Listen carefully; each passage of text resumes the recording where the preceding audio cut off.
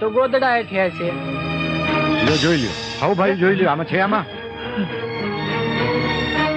આ તો મારા રામજીનો હુકમ થયો ને મોટા ભાઈ, એટલે મારે રામપારાયણ તો કરાવી જ છે. બાકી તમે હાઉ થોડી થોડી જે કાંઈ તમારાથી મદદ થાય એ તમારી શક્તિ પ્રમાણે કરો.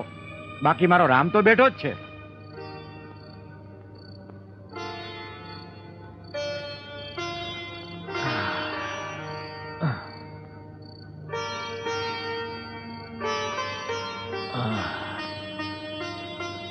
આ વખતે તો બગદાણા બહુ રોકાણા.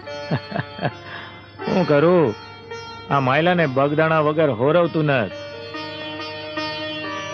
મન તો થાય છે કે બહુ આખો બગદાણા પડ્યો રહું. જ્યારે જ્યારે બગદાણા જાઉં છું ને ત્યારે એમ થાય છે કે આખા ભાવના દુઃખ ભાંગી જાય. ઈ તો બજરંગદાસ બાપાની મહેરબાની કહેવાય. આ કહું છું, ગઈકાલે ઓલા વનેચંદ શેઠ આવેલા એના ઉઘરાણીના પૈસા લેવા, અને કહી ગયા છે કે છેલ્લું કી વાર કહી દઉં છું, મારી મૂડી ભલે રહી પણ વ્યાજ ઘણા વખતથી નથી દીધું, ઈ જલ્દી ચૂકવી દેજો. અરે એ શેઠની એક રાતી પાય મારે નથી રાખવી, પણ હું કરું?